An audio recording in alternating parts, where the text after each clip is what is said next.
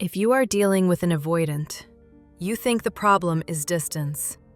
You think the solution is the right message, the right timing, the right amount of patience, the right amount of space. But the real problem is something quieter and more brutal. You accidentally signed a contract you never read. And the contract is not written in words, it is written in what you reward. Here is the hard truth. An avoidant does not experience closeness the way you do. You experience closeness as relief, as warmth, as direction. They experience closeness as pressure, as exposure, as a countdown. Not because they are evil, not because they do not care, but because closeness activates a very specific fear that they cannot name fast enough to regulate. So what do they do instead? They create a system where they can touch connection without being trapped by it. And if you do not see the system, you will keep paying for access with your nervous system. In this video, I am going to show you the contract, why it gets signed so fast, why it feels like chemistry, why it gets worse right after the best moment, and what you do that flips the whole dynamic without drama, without begging, without pretending you do not care. Because once you see the contract, you stop negotiating with crumbs. You stop chasing clarity from someone whose body treats clarity like a threat. And you start moving like a person who cannot be trained. Let me paint the pattern in the simplest way. The avoidant wants connection, but only at a dose they can control. The anxious side wants connection, but at a dose that finally feels safe. That mismatch creates the most addictive kind of story because both people get intermittent relief. You get relief when they come close, they get relief when they pull away, and both of you start confusing relief with love. This is why it feels so intense.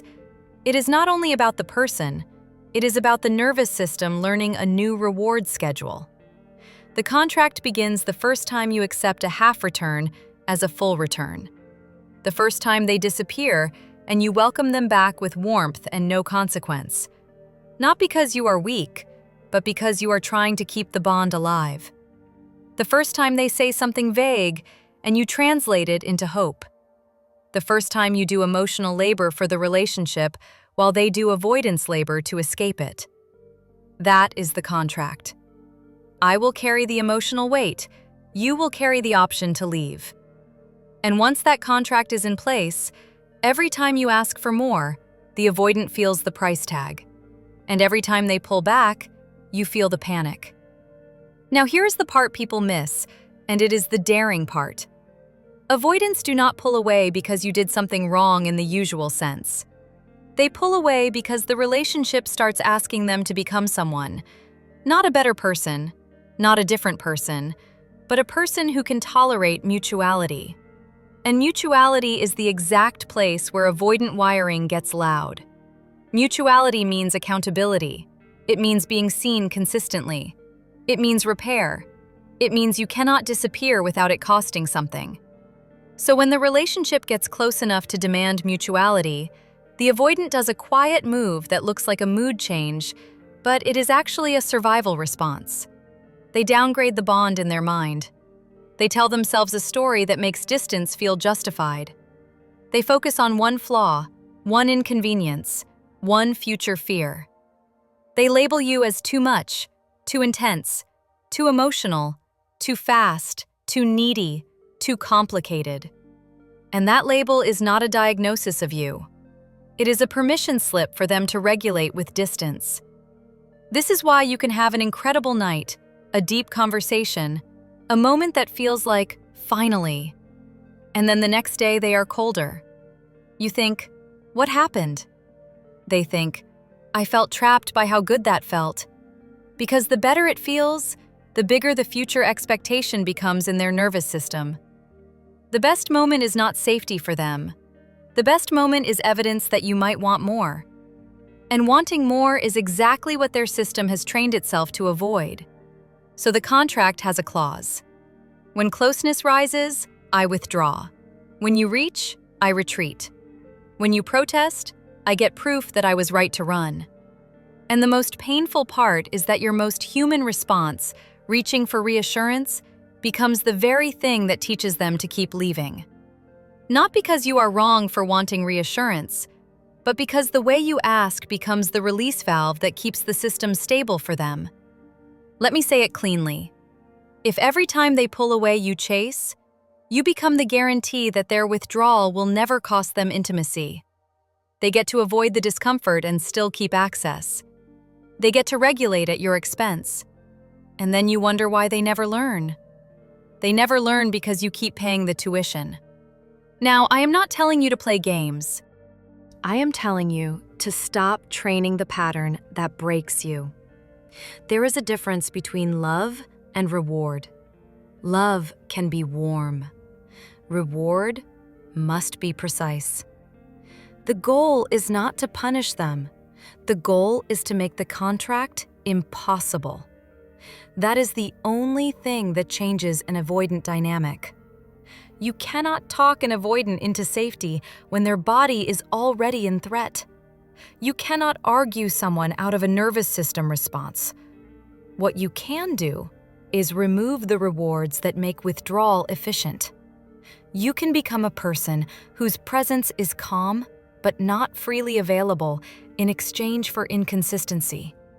And that is the shift that feels daring, because it requires you to stop using anxiety as proof of love. So let's name the 3 traps in the contract, and I'm going to do it in a way you can actually use. Trap 1 is the clarity chase. You think clarity will calm you, but with an avoidant, demanding clarity at the peak of your activation usually creates the opposite result. Not because clarity is bad, but because the timing turns it into pressure. Pressure activates their reflex, so they say less, promise less, commit less, and you interpret that as rejection. Then you either chase harder or you collapse and disappear. Both outcomes keep the contract alive. Here is the alternative. Instead of chasing clarity with questions, you create clarity with your behavior. You make the relationship feel simple, not by accepting less, but by making your boundary obvious without speeches. You stop asking, "What are we?" and you start moving like someone who already knows what you accept. Because the avoidant brain respects what is consistent more than what is emotional. Trap 2 is the overfunction. You become the relationship. You initiate, you soothe, you plan, you repair, you explain, you translate. And at first, it works. They come closer because you made it easy. But then the cost shows up. They start associating you with effort, obligation, expectation, and they pull away to feel free again. Your overfunction accidentally teaches them that they can stay underdeveloped and still receive a full experience. This is where your dignity leaks slowly. You are not being loved, you are being managed. The alternative is to stop doing relationship labor for someone who has not shown relationship capacity. You can be warm, you can be open, but you do not build a bridge they can cross only when it suits them. Trap 3 is the peak moment mistake. You think the best moment is where you should lock it in. You had intimacy, you had a breakthrough, you had closeness, and you try to secure it immediately. You try to label it, define it, confirm it. That is the moment the avoidant starts looking for the exit. The alternative is to let the best moment breathe and then watch what they do after it. Because avoidant patterns reveal themselves in the day after. This is where your power comes back, not with a speech, but with observation. Does closeness lead to consistent effort, or does closeness lead to distance? If closeness leads to distance repeatedly, you are not in a romance. You are in a regulation loop. And you cannot fix a regulation loop with more intensity. You fix it by changing the rules of access. Now, let's talk about the core mechanism behind all of this, because once you see it, you stop personalizing it. Avoidant attachment is not simply fear of intimacy, it is fear of dependence. Intimacy without dependence can feel wonderful to them. That is why they can be tender, playful, present, even romantic. But the moment intimacy implies reliance, the alarm goes off.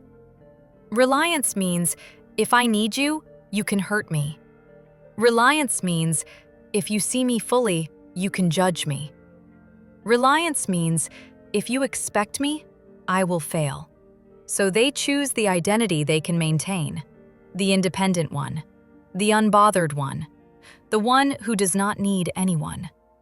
And that identity becomes a cage, because deep down, they do want connection, but they cannot tolerate the cost of being needed. So they split the relationship into two worlds, the world where you are close and the world where they feel safe, and they bounce between them. Your job is not to become smaller so you fit into their safe world. Your job is to become steady enough that closeness does not require you to abandon yourself. That is the daring move. The question is not, how do I make an avoidant come back? The question is, how do I stop showing up in a way that makes withdrawal profitable? When withdrawal stops being profitable, one of two things happens. Either they step up into mutuality because the bond finally has structure, or they fade because they never wanted mutuality. They wanted access. Both outcomes protect your life. Now, I want to be extremely practical here, because you asked for leverage without drama. The shift starts with a new rule. You do not respond to distance with intensity. You respond to distance with calm structure. Calm structure looks like this. You keep your tone warm, but you stop chasing. You stop sending multiple messages to fix a silence. You stop filling the gap with emotional explanations. You stop doing the work that their nervous system is supposed to learn how to do. Instead, you create a simple rhythm that rewards consistency and makes inconsistency feel boring. That is what avoidants fear and need at the same time. They fear boredom because boredom means there is no adrenaline to override their discomfort. They need boredom because boredom is what creates safety. So you become the thermostat, not the spark. The thermostat does not beg the room to change. It holds a standard. Let me translate this into real-life moments. Suppose they disappear for a day or two after being close. Your old self sends a check-in, then another, then a joke, then a soft confrontation, then a long message, then silence, then a cold reply, then you hate yourself for caring. That loop gives them all the power. It gives them relief, and it gives them proof that you will stay available no matter what. Calm structure looks different. When they return, you do not punish. You also do not over-reward. You respond like a person who noticed. You keep it simple. You do not interrogate. You do not pretend it did not happen. You just move slower. You let their behavior earn your access again. And if they ask what is wrong, you do not lecture. You say something like, I like consistent contact. I am here when it is steady. Then you stop talking. The power is not in the sentence. The power is in the fact that you do not collapse after it. That is how you break the contract. You stop giving the full relationship experience to part-time behavior. Now, some people will hear this and think it is manipulation. It is not. It is adult boundaries. Manipulation is when you act to control their emotions.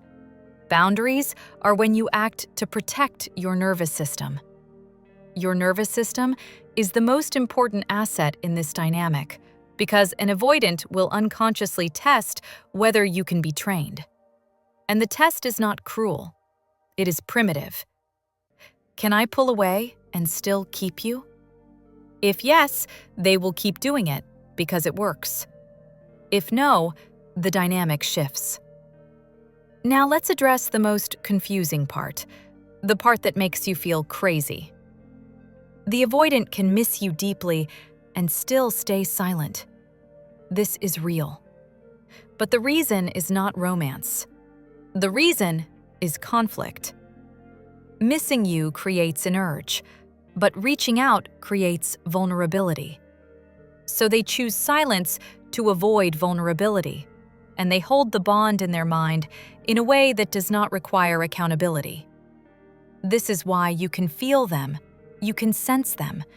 You can even see small signs like watching stories, random reactions, late-night messages, but they do not step into a clean return. Their system prefers proximity without consequence. Your job is to stop accepting proximity without consequence as proof of love. It is proof of access. Love is behavior plus repair. If you want a return that is real, you have to become allergic to returns that come with the same contract.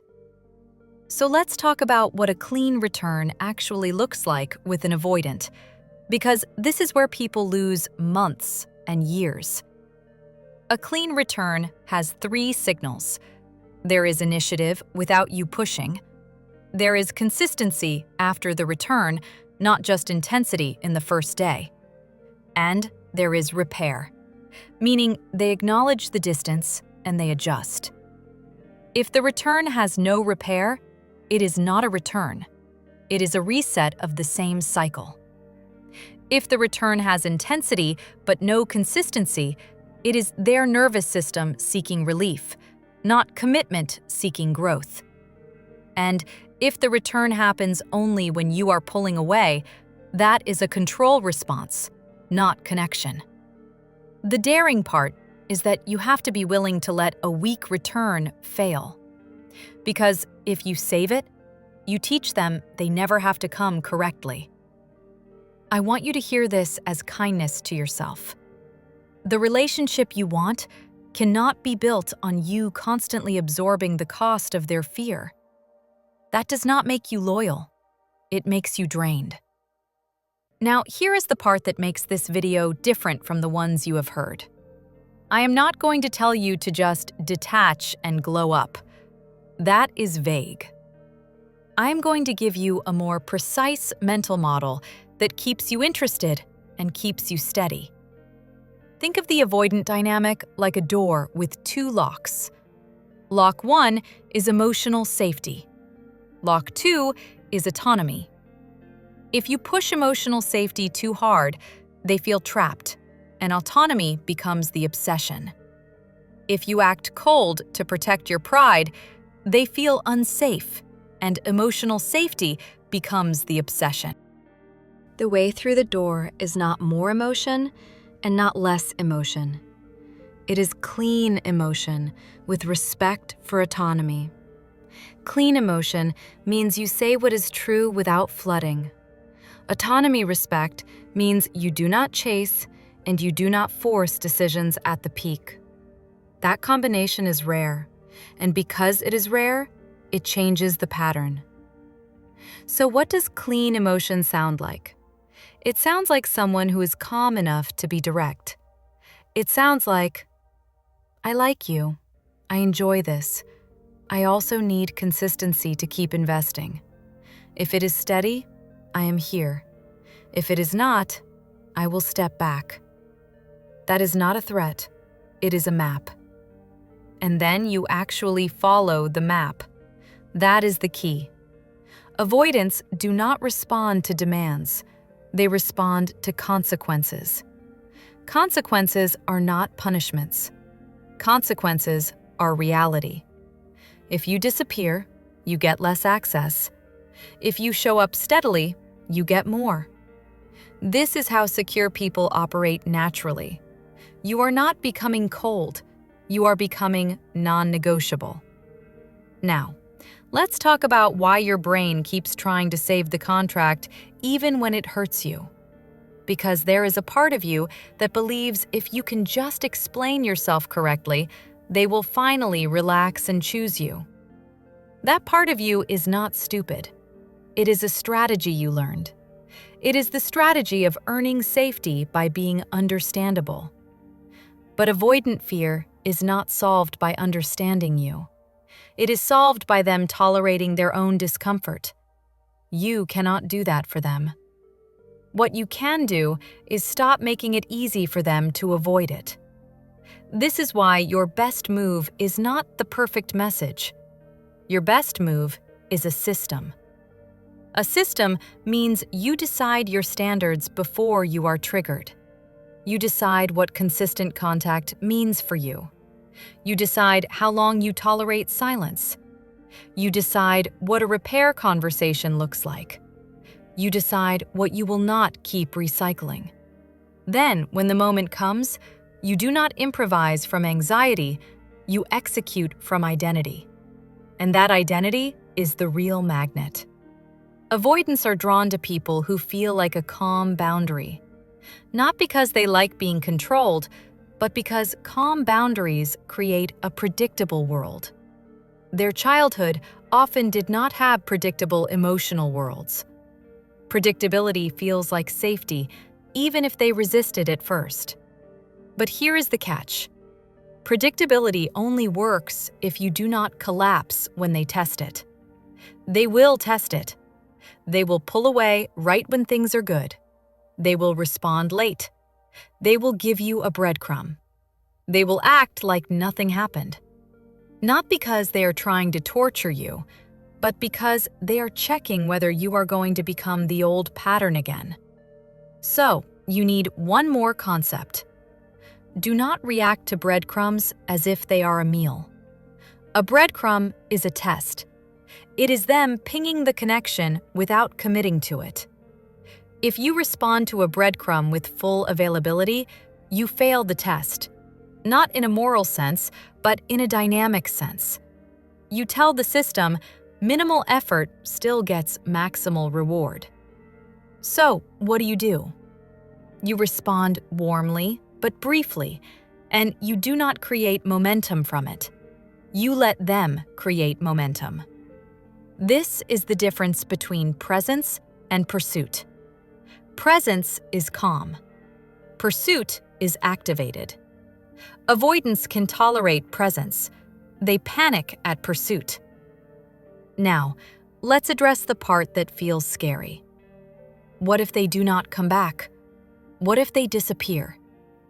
That fear is exactly what has kept you signing the contract. But the truth is, if someone only stays when you overfunction, they were never staying.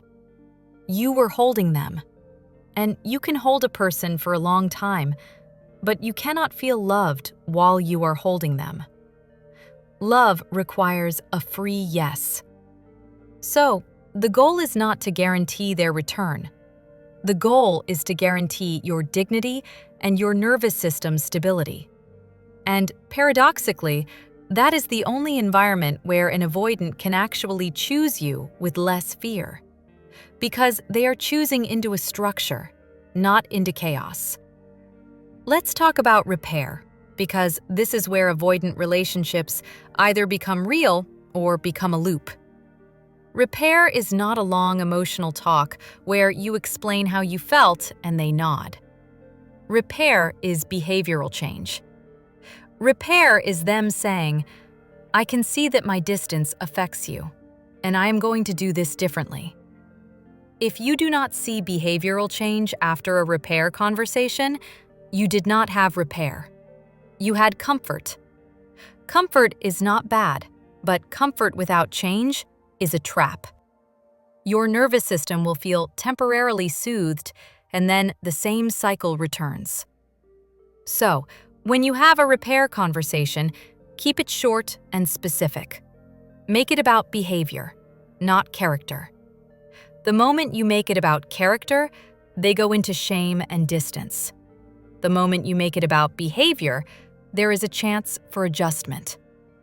Behavior sounds like, when we go quiet for days after being close, it makes it hard for me to stay invested. I need a steadier rhythm if we are doing this. That is it. Then you watch. If they adjust, you lean in. If they do not, you lean back. This is the contract rewrite. Now, I want to give you one more daring insight that keeps this from sounding like every other attachment video. Avoidants are not only avoiding you, they are avoiding the version of themselves that exists in real intimacy. Real intimacy makes them feel inexperienced, behind, not in control. So they try to keep intimacy in the zone where they still feel competent, which is usually the zone of flirting, chemistry, joking, surface peace, and occasional depth in controlled doses. The moment the relationship enters the zone of consistency, planning, accountability, and emotional continuity, they feel incompetent. And the human brain hates incompetence. It prefers to exit than to learn. So, if you want a real relationship with an avoidant, the relationship must reward growth, not just closeness. It must make it feel safe for them to practice consistency. That means you do not explode, you do not beg, you do not threaten, you do not turn every slip into a courtroom. You stay calm. You name the behavior. You hold your boundary. You let them try again. You reward the attempt with warmth. You do not reward the avoidance with access. That balance is rare, and it is the only balance that creates change. Now, let's bring this home to you, because this is not only about them. The reason this dynamic hooks you is because it gives you a mission. The mission is to be chosen. The mission is to fix it. The mission is to finally be enough to make someone stay. That mission feels noble, but it is not love. It is a performance. And performances always create anxiety because they can be revoked. The moment you stop performing, you fear the loss. So the real work is to become someone who does not need the avoidant to resolve your identity. This is why the most attractive thing you can do is become untrainable. Untrainable does not mean unavailable. It means you do not change your standards based on someone's mood. It means you do not chase when someone withdraws. It means you do not argue for your worth. It means you move like a person who is already stable. And the moment you do that, the contract starts to break. Because the avoidant can only stay in control if your nervous system is reactive. If your nervous system is calm, they cannot steer you with distance. And when they cannot steer you with distance, they have to choose a different strategy. They either come closer with more integrity, or they leave. That is the cleanest outcome you can ask for. So here is your takeaway, and I want you to feel how simple it is. Stop responding to avoidance with more effort. Stop responding to breadcrumbs with momentum. Stop trying to secure the bond at the peak of intimacy. Rewrite the contract so that access is earned by consistency, not by chemistry. Keep your tone warm. Keep your standards firm. Watch behavior after closeness. Reward repair. Reward steadiness. And if you want a line you can hold in your mind every time you feel yourself about to chase, hold this. My anxiety is not a message to send. It is a signal to return to structure. That one line will save you months. Because the moment you stop paying for connection with your nervous system, you stop being the safe exit. And that is when the dynamic changes. Welcome to PsychBond. You're safe here.